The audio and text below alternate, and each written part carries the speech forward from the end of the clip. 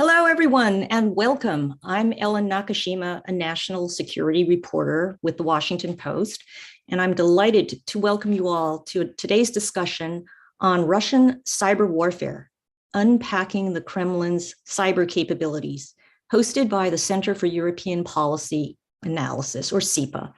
This discussion is part of CEPA's broader work to understand Russia's military strategy and cyber capabilities in order to strengthen the transatlantic alliance's defenses and prevent future attacks. We have a great group of panelists today. They are Andrei Soldatov and Irina Borogan, Russian journalists and senior fellows with CEPA, Gavin Wilde, senior fellow in technology and international affairs with the Carnegie Endowment for International Peace, and Liisa, national cyber director with the Estonian Ministry of Economic Affairs and Communications. We're fortunate to have Andrei and Irina with us. They left Moscow before Russia's invasion of Ukraine and are joining us today from London, where they currently reside. Liisa is zooming in from Tallinn, and Gavin is right here in Washington, D.C. A quick note up front from our sponsor. This event is funded by the Russia Strategic Initiative, U.S. European Command. The views expressed in this event do not necessarily represent the views of the Department of Defense or the United States government. So with that, let's start with the question that's probably foremost on people's minds. Why haven't Russian cyber operations played a more decisive role in Russia's invasion of Ukraine, at least so far as we know? Some say we overestimated Russia's cyber capabilities. Others say the Ukrainian cyber defenses were more resilient than expected. Others say that Russians realized that kinetic operations would be more permanent. And some say that we thought that we may only later come to realize that the impact was greater than we thought.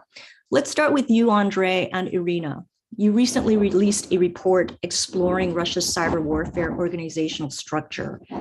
Its military cyber organization, the GRU, was the logical entity to undertake offensive cyber operations against Ukrainians' networks. They, in fact, successfully hacked the Viasat satellite internet system that knocked out Ukraine's military communications at the start of the war. In fact, a Ukrainian commander told the Washington Post military communications were completely paralyzed. We had to work through informants. What's your assessment of the GRU's cyber offensive capabilities, and why did they not? Hi, Ellen, and thank you for having us. I hope that the sound is getting better. Well, of course, we've been asking ourselves this very question.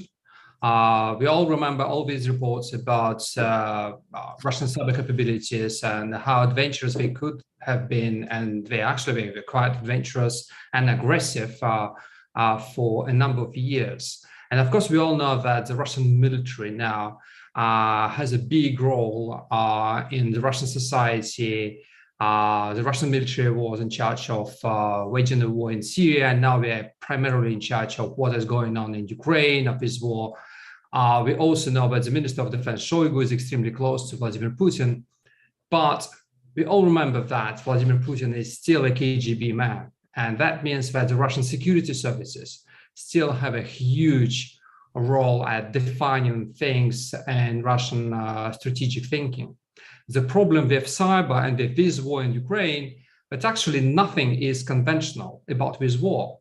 And not only for propaganda reasons, Vladimir Putin called this war a special military operation.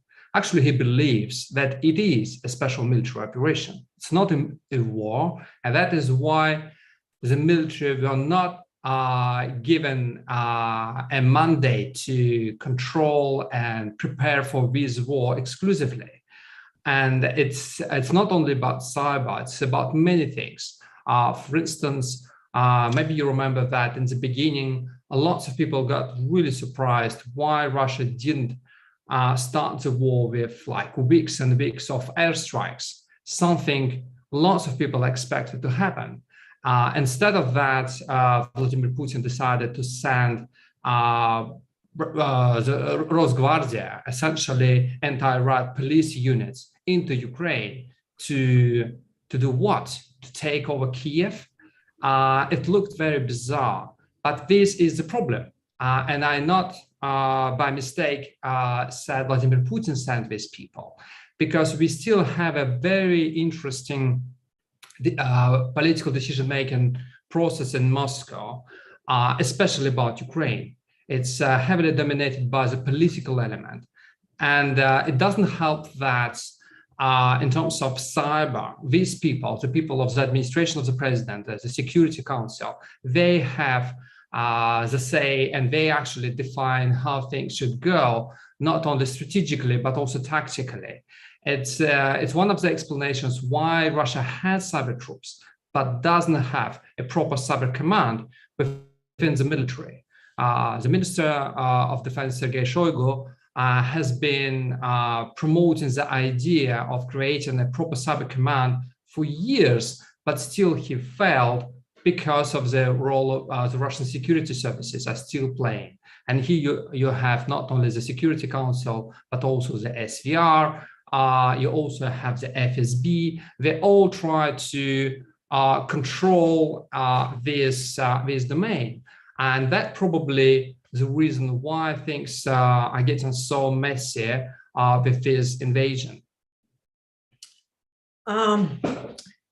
To me, the fact that we have not seen many disastrous cyber attacks in Ukraine does not mean that Russia doesn't have enough cyber capabilities. As Andrei already said, for political reasons, the decision to launch the offensive have not been made yet. But the lack of attacks and the Western sanctions targeting the Russian IT industry does not mean Russia's cyber capabilities are diminished. As we say in our report, Russia still has thousands of IT engineers ready to give a hand to the state on cyber. And private security companies are involved in cyber attacks via official and unofficial contacts with the security services and the military. And they are always ready to provide expertise to the Kremlin, and they are always ready to participate in the attacks directly. So traditionally, the Russian engineer community is closely connected to the Soviet/Russian military-industrial complex, and it is still a big client for all these companies. And the Russian military-industrial complex still funds a lot of research. And despite a lot of changes in the Russian society in the last decades, Russian engineers are still taught in the same way as they were taught during the Soviet times. And they are ready to see the West as a hostile force and to cooperate with the state against it. So many young engineers still share a feeling of resentment against the West, and they are ready to participate in attacks against the Western and other targets. And they're very tolerant to be engaged by the authorities, by the Kremlin, by the government into any kind of activities, even the kind of activities that could look like illegal. All this makes IT engineers a big force that could be used in cyber attacks. And it doesn't matter whether they work for the FSB or for the private security companies like Positive Technologies. So I want to say that, basically I want to say that we should not diminish the Russian capabilities because they have not been used yet. Gavin, I saw you nodding your head while Andrei and Irina were speaking. Do you want to respond to their take, and in particular, Andrei's assertion that the war is seen more as a special military operation, and so in fact it wasn't the cyber element of the military that dominated, but it was more a political, sort of decision to handle the invasion in the way they did, and not mount a major cyber offensive. Yeah, I mean, I think there's certainly a lot of unique factors that make this the war from a cyber perspective interesting to kind of diagnose and make some generalizations and check our assumptions about cyber's utility in conventional warfare.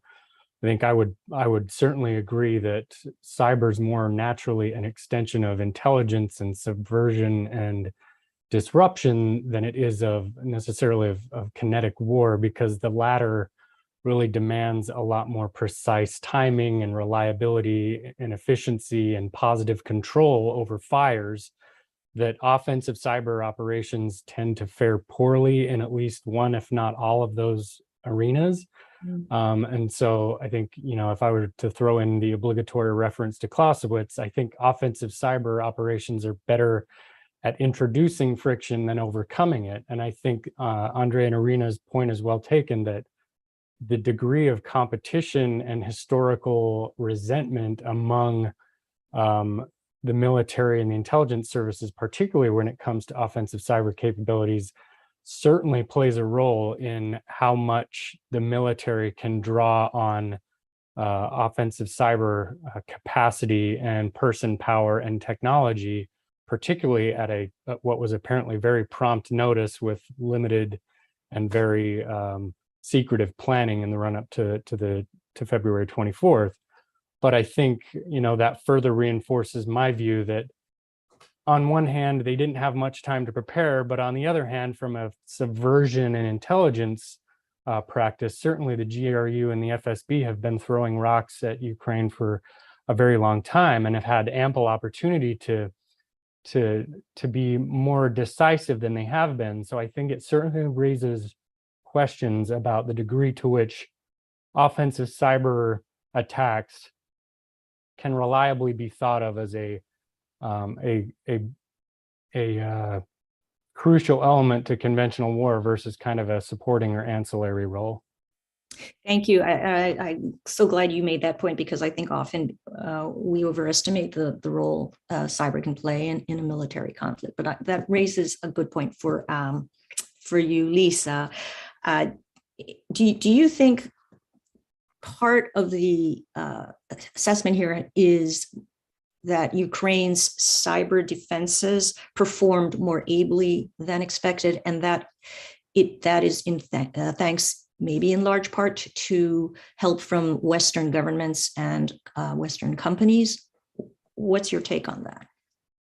So, first of all, I'm incredibly grateful for the work that Irina and Andrei have done with the report, as it demystifies an often over-mystified actor. Russia often is, for even today, in the Western sort of defense discourse, the seven-headed dragon, and we don't really always understand which head is breathing fire. So, it might be that it's not, the seven-headed dragon, but rather exactly what it is that you're describing. And I do somewhat take issue with the notion or the assumption that we've seen an unusually low level of adversarial Russian activity in cyberspace in the last 6 months, because in fact what we have seen is an unusually high level of kinetic aggression. And there's not an unusually low level of cyber aggression. There's just also a kinetic war going on, and a pretty normal level of aggression, I would say, in cyberspace. So, to speak to your question about cyber defense, Ukraine's been incredibly resilient, and from what was, our experience in Estonia in working with our Ukrainian colleagues throughout years, but particularly in the last 6 months or so, is that they're by no means a recipient of aid, but they're partners and colleagues that are changing a particular set of challenges where it's a very equal working relationship. So yes, there's been cooperation and there's been technical cooperation where Estonia, amongst others, works with the Ukrainian cyber defenders, helps with analysis and perhaps tools.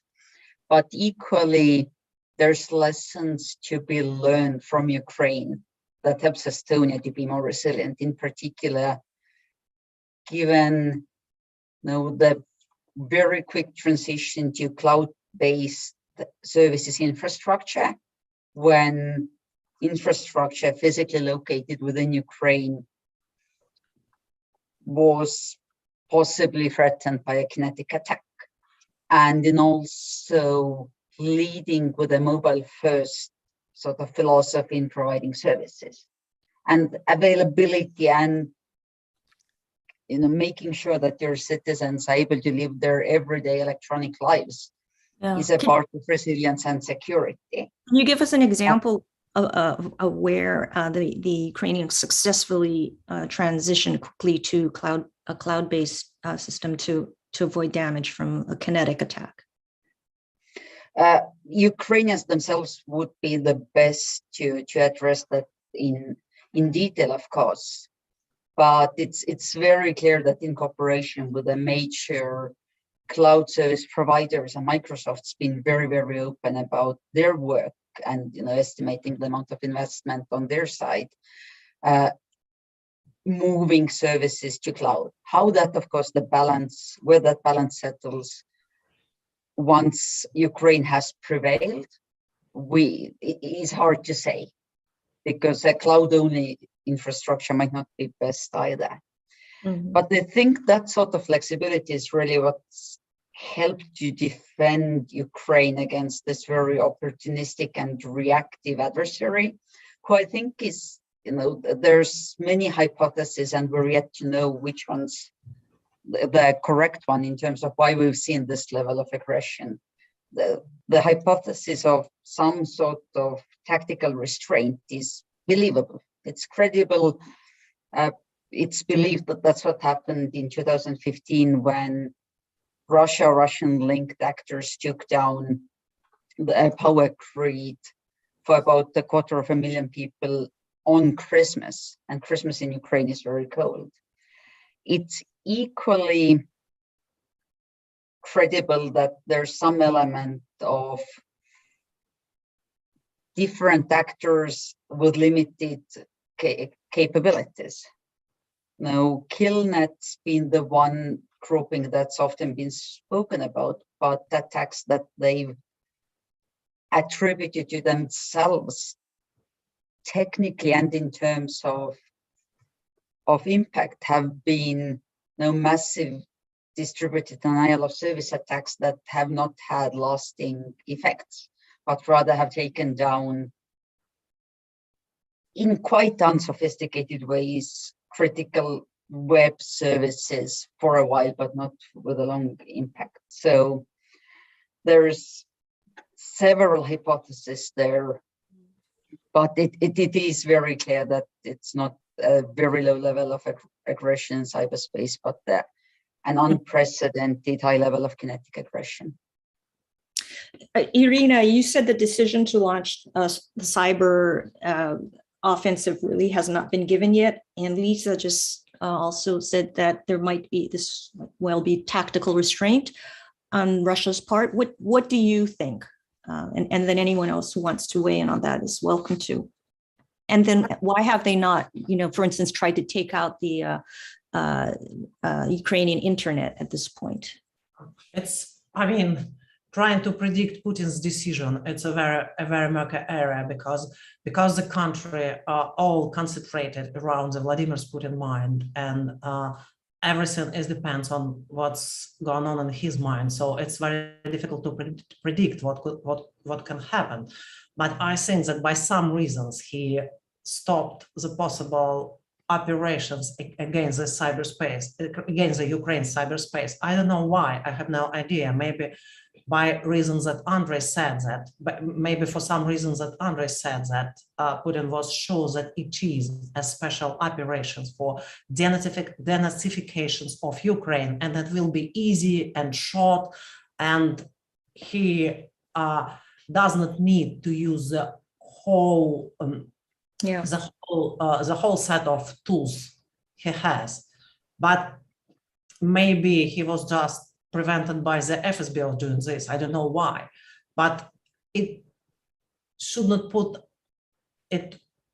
put us in a position when we believe that Russia don't has a huge cyber capabilities. It is still huge, and the Russia still has them. So, but to be, I don't know. Okay. To try to put inside the Putin's mind, it's impossible task. Gavin, can it just be that in the end, the Russians assess that kinetic operations would be more impactful, permanent, quick, didn't require as much advanced preparation, and in such a special military operation that was probably the best way to go. What do you think? And do you think and go back to I'd love to have you elaborate a little bit more about the role that cyber really can play or should play in military operation. How should we think about it? Yeah, I mean, I think Irina's point is well taken. It's tough to predict the whys. I also agree that I think it's hard to harness a lot of talent and capability and consolidate it towards a unified end. Max Schmitz out of Europe just wrote a great book about why even the leading cyber powers have difficulty setting up cyber commands, as it were, or analogs, because of these very reasons. And so I think it's tough to assess. It's also, I think, the point that kinetic attacks simply have more resonance, especially for a society like Ukraine's that's become a lot more resilient over the last 8 years to the types of disruptions that Russia's thrown at them. And so it very well may be that their defenses are simply higher, and Moscow is biding its time. Mm-hmm. You also, Gavin, in a recent article, argue that the analysis of Russia's cyber operations must factor in the uniquely expansive way Moscow views information warfare. Now, that is, the Kremlin uses cyber means not only to spy or seek to disrupt, but also to influence the narrative, both domestically and in the West. Do you think in this case, right, where we've seen Russia try to spread disinformation or about the United States, for instance, running secret bioweapons labs in Ukraine, and where even the likes of Tucker Carlson on Fox have sort of amplified it. How effective are such operations in shaping views, in sowing mistrust in information sources, or in influencing Russian domestic support for the war? And has Russian information warfare proven to be more of an asset or a liability for Moscow? So I think it's definitely true that Russia puts much more faith in the malleability of the human psyche via cyber means than is probably realistic to expect, and certainly relative to how the US and its allies think about cyber and resource it. So judging from what we know about like GRU Unit 54777 and its apparent subordination to the information troops and the FSB's Center 18 and the SVR's director at MS, you can certainly see that Russia puts a lot of its eggs in this cognitive basket in a way that I think the US and its allies don't necessarily mimic, nor should they, in my view, because I think it's kind of a byproduct of what I would call a compensatory myth that the Kremlin has sold itself and the Russian people since the fall of the Soviet Union, that information is both controlled and controllable, and that there's no such thing as organic public sentiment. And so that makes it an easy scapegoat for when popular opinion, both domestically or foreign, turns against narratives that the Kremlin prefers. So one of the major themes of my piece is that we need to understand that self-reinforcing logic of how Moscow approaches the broader information environment without necessarily subscribing to that viewpoint ourselves.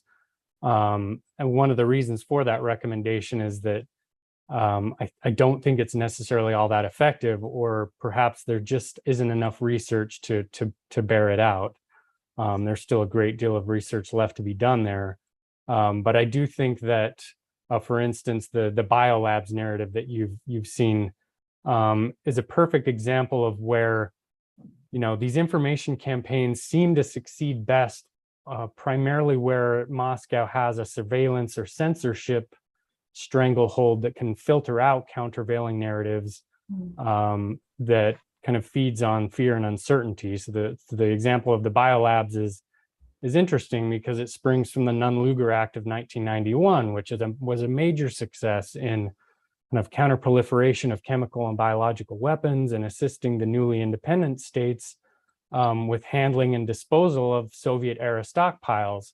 However, one of the major flaws was the lack of informational accompaniment to that policy, where some transparency and education at the local level might have had an inoculative effect against kind of the conspiracy and paranoia that Moscow has long fueled about the program. So I think in a lot of ways, there are limits and constraints to how much success Moscow can have in information operations that they certainly don't factor for that we certainly should.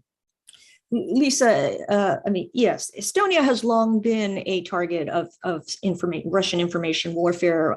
Do you want to comment on both on what your view is of how effective it's been, especially maybe in influencing at least Russian-speaking Estonians, and then what Gavin just said about putting eggs in a cognitive basket?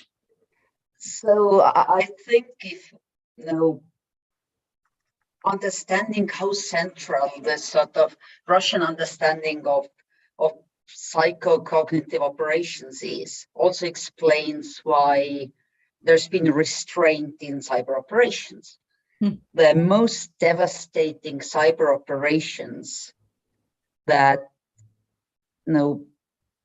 other than taking down essential services or major civilian or military objects that are quite sophisticated to carry out, would be cyber attacks on communications networks. And if you cut communications, that's the cyber attacks that are most sustainably devastating. Then you also cut the channels for your information operations.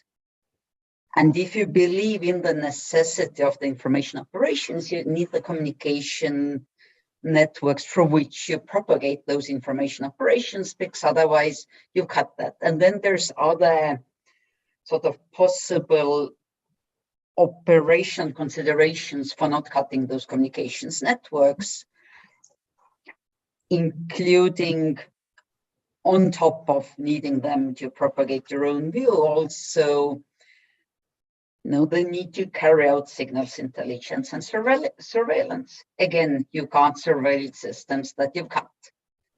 And operationally, that might simply be more valuable.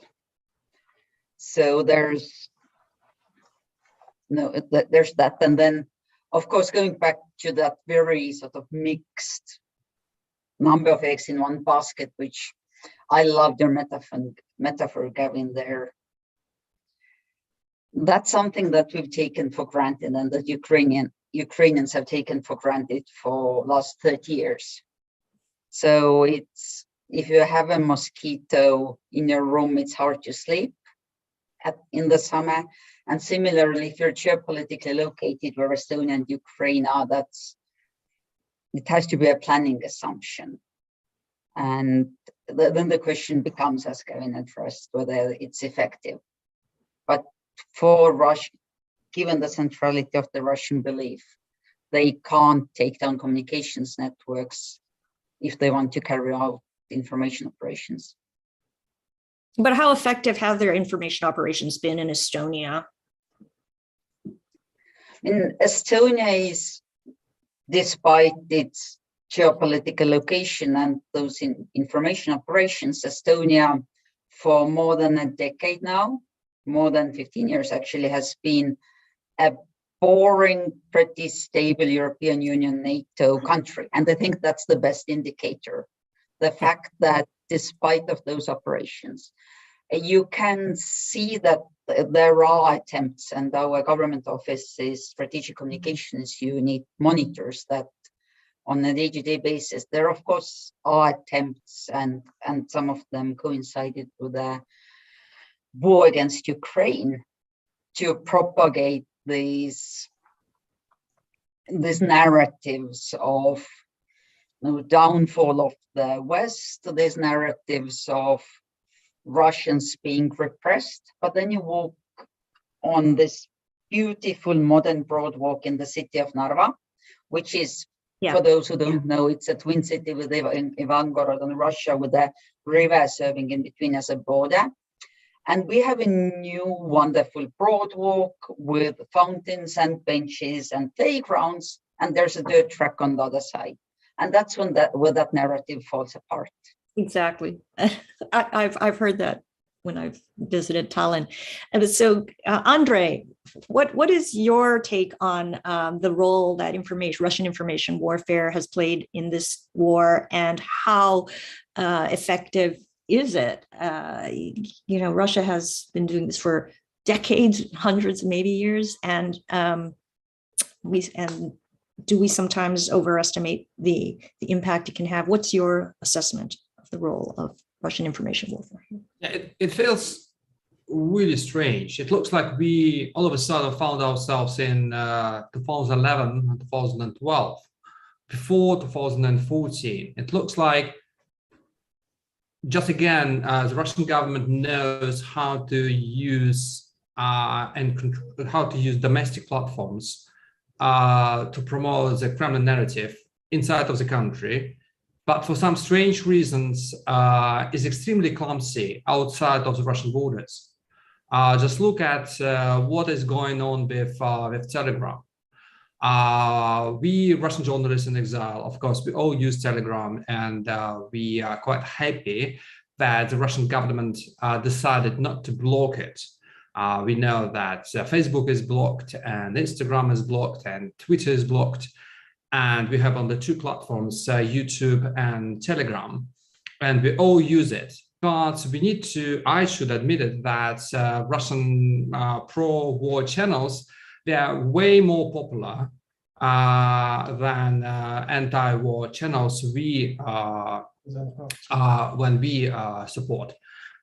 It's not about Nazi, it's about war correspondents, people who are on the ground, and they publish all these war stories and war porn, and they are really popular. And it looks like that is the reason why the Kremlin decided to allow Telegram to be accessible, to be available for the Russian people. Nevertheless, at the same time, we see that outside of the country, I remember reading the recent Facebook report, how clumsy Russian trolls were on Facebook. They tried to promote the Russian narrative, they completely failed. And we see it times and again, everywhere. It's also extremely, extremely clumsy in Ukraine. For instance, we see and we read and we watch lots of videos made by Ukrainians. We see lots of intercepts of Russian conversations of the Russian military while exposing problems in the Russian military. But we do not see a lot of the same stuff coming from Russia about the Ukrainian military. And of course, we could have done the same thing. We could, I don't know, intercept the conversations between the Ukrainian military. They tried to do that several times. They were quite successful at attacking the most popular heroic story in the first month of the war about the Snake Island. But again, to destroy the Ukrainian narrative, they decided to use the Russian television, a very traditional thing, but not social media, which was quite surprising to me. I do not quite understand why all of a sudden it looks like they lost all the expertise they got during the last 7-8 years. Maybe the problem is that it's quite difficult to promote the Russian narrative about the war in Ukraine internationally. The idea about denazification has some. We the Russians, and people in the former Soviet Union, we understand this narrative because it triggers a nerve. We all have families. We all have people who fought in this war, suffered a lot, blah, blah, blah. So we have this, we understand it. But to sell the idea of denazification of the country like Ukraine to the West or to Ukraine, maybe it's just an impossible task, to be honest. That's really interesting. If Irina, too, if you have any insights into why they were unable to, especially gain any traction or any purchase with that narrative in Eastern Ukraine, Donetsk and Luhansk, I mean, I'd love to know. Donetsk and Luhansk is quite a special territory of Ukraine, because before the war and even before the annexation of Crimea, there were a lot of problems in these regions, and people, beyond propaganda, beyond Putin's successful or unsuccessful propaganda, people had their own problems, and that was the nerve that Putin touched. So propaganda only successful when you have something behind, when you have a real ground for propaganda, because or fear. You also can spread a fear, and people have no choice otherwise to believe to propaganda. So, but I don't think that in Donetsk and Luhansk, Putin's propaganda was the only reason why population was so troubled with what's going on with Russia. I don't think that the reason was only Putin's propaganda. People there, they were passive, and they decided not. The majority of people decided not participate in what's going on, which is very, and we know this position. It is very widespread in Russia, as well as many former Soviet Union countries with former Soviet Union republics. And this passivity, it's caused a lot of trouble with what's going on now in Donetsk and Lugansk and Ukraine. It caused a lot of problem for the population, but I don't think that Russian propaganda was could be extremely successful without real problem in these regions. Mm-hmm. Okay, well, maybe with what we're hearing from all of you today, we might have to reassess our view of Russia's overall cyber capabilities and cyber programs, and sort of more properly scope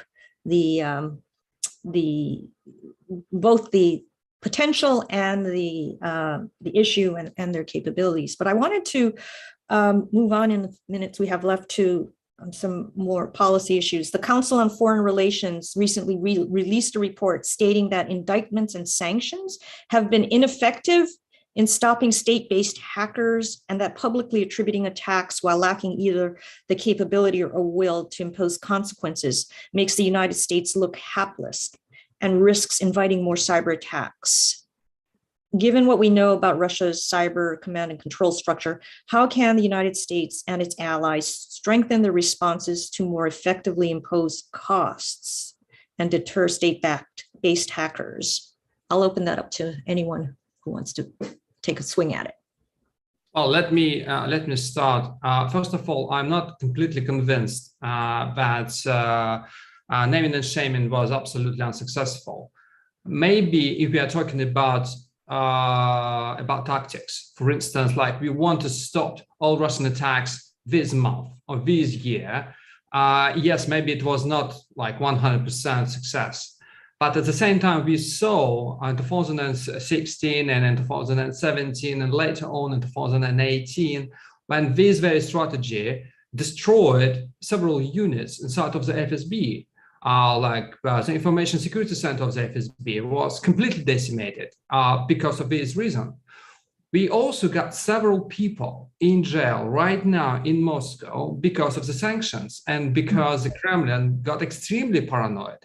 about the Americans collecting information for imposing sanctions. Just to give you one example, one of the two most famous Russian private security companies, Group IB, lost its head, Igor Sachkov, who has been in jail for several months now, just because the Russian Security Council and the Kremlin got paranoid about his contacts with the West. This guy was extremely patriotic in the Russian understanding of his war. He was cooperating with the Kremlin. His company helped a lot to the Ministry of Defense with the expertise Irina mentioned in the beginning. And this guy was sent to jail just because of his paranoia. And maybe in terms of information security for the Kremlin, it was a big success. But actually, it means that it was a big signal for the industry that even if you cooperate with the Kremlin, it doesn't help you. One day, very unfortunate day, you might end up in jail just because they are getting more and more paranoid. So I think strategically speaking, it was quite successful, not to mention that for us, for journalists, of course, it was a big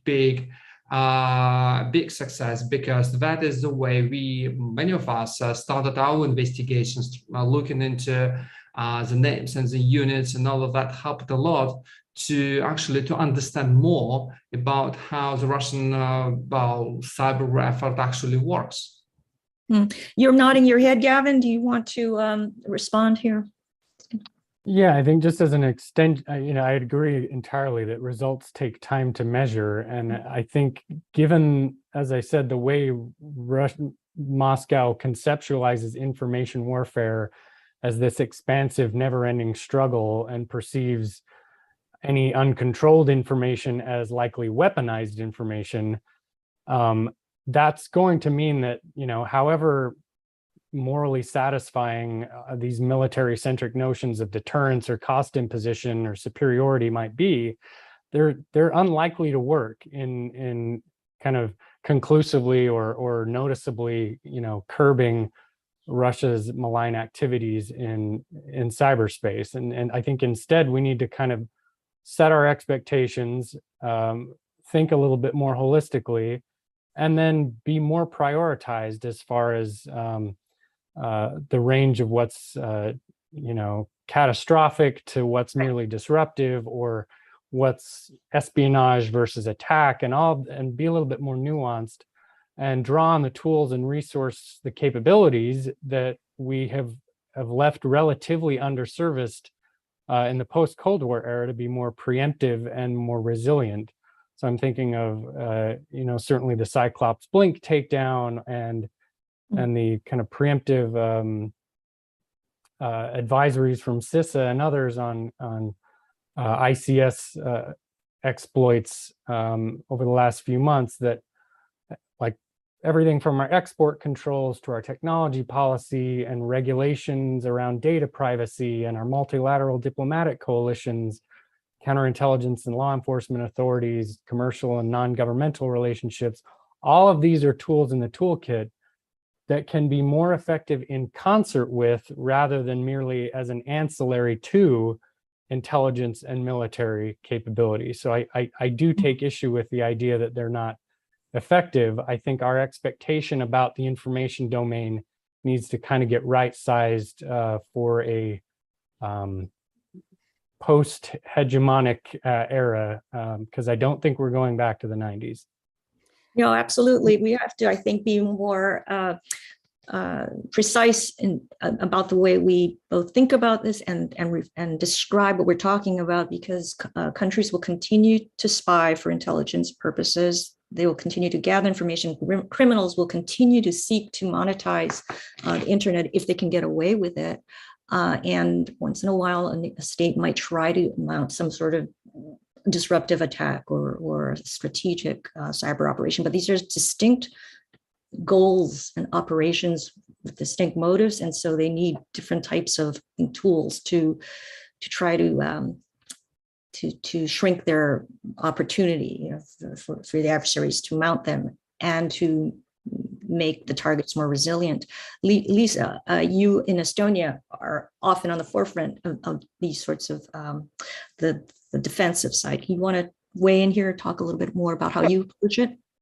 So from where we are, we often, and especially 5 or 10 years ago, looked at the Western discussions of deterrence with a smirk, because just those seem very academic, and especially deterrence in cyberspace.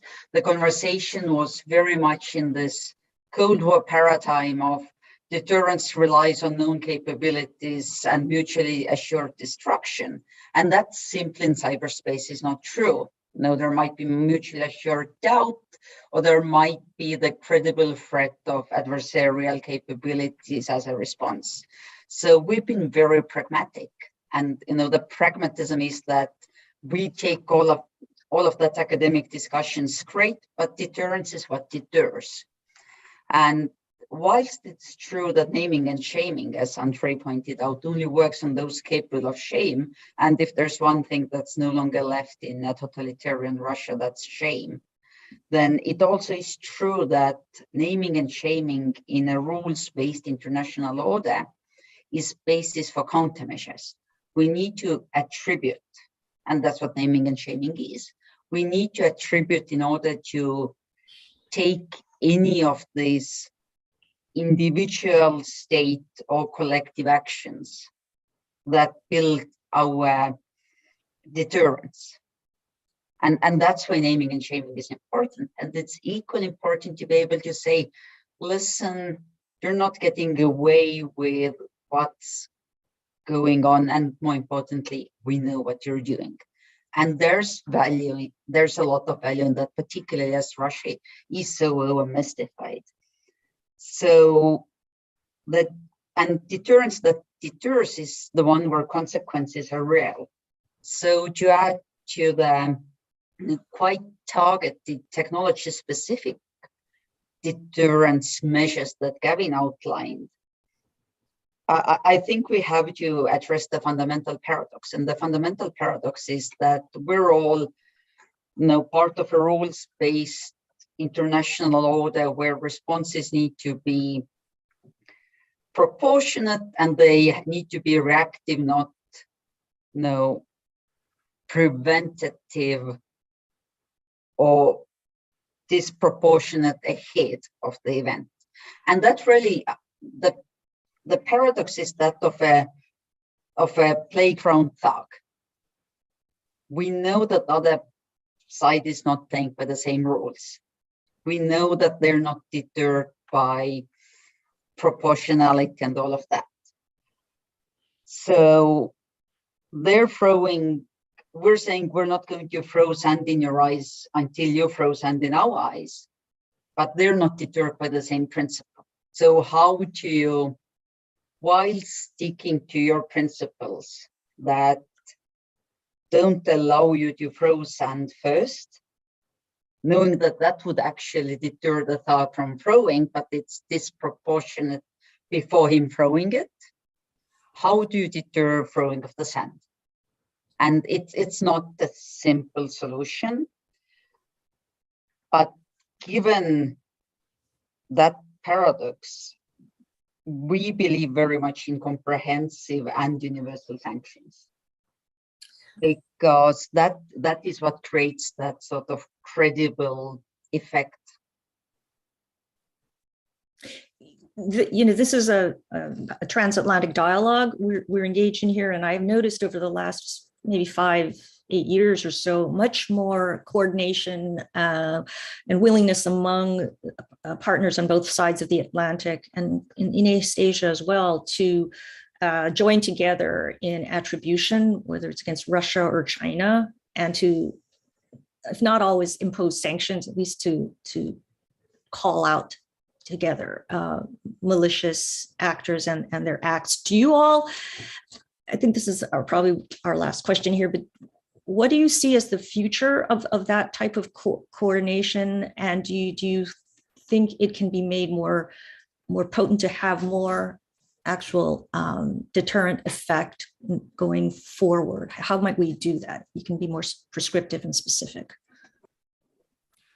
Well, if I, again, just can start with just one simple observation is that when we think about naming and shaming and about deterrent strategies, we need to think not only about cyber attacks. There's a bigger battle going on. It's about the way the internet will be governed. And in the beginning of the war, I believe that we know all that Russia was extremely active at promoting, along with China, their way of thinking how the internet space should be governed. And in the beginning of the war, I thought, well, now it's all destroyed. They cannot, just simply cannot now go to some international stage like the United Nations and to promote their ideas about how things like the internet should be governed. Unfortunately, it's not the case. The war is going on, but we still have a lot of countries while feeling quite supportive of the Russian and Chinese ideas of digital sovereignty. So we have this bigger game here. And if the countries of the West and where they can actually show an attribute of these attacks to particular actors and to tell the world that actually we see these people and these countries promoting the new rules for the internet and simultaneously attacking while non-military targets in all the rest of the world, maybe it's not a very good idea to actually to support them in their efforts. So I just think we need to keep in mind this bigger picture. Thank you. Cooperation and coordination between partners is always good, but what I can see is that not enough of information was made public for journalists and experts about cyber attacks and especially about attribution, because we all know that attributions was many times changed by the security companies and by the security services, and it had never been explained why they did this. So this we were told that this particular group of hackers carried out this particular attack, and after 6 months the attribution was changed and another group of people was named, another group of hackers was named, and we never know why it happens. And cybersecurity companies, they have to be more open with us, even with journalists and experts. And I don't mean that they have to go public and say everything they know, but at least inside the professional community, they should give more explanations and more information, because I don't like to be in the dark. Gavin or Liisa? I think I would just echo something that Andrei said about the future of internet governance. Particularly as we think about major populations that are looking to kind of digitize and go online, particularly within in the Southern Hemisphere in the coming years. The model that they choose will really be decisive, and so I think the U.S. has a little bit of catching up to do with its partners and allies. Particularly in Europe, around data governance, to really form a coalition of like-minded and complementary governments to both secure a better version of the internet and pose for the rest of the world what an alternative looks like that's more attractive to the kind of model that China and certainly Russia are proposing, less from a democracy versus autocracy binary, but more from a simple, pragmatic functionality, transparency and credibility standpoint. Liisa, last word to you.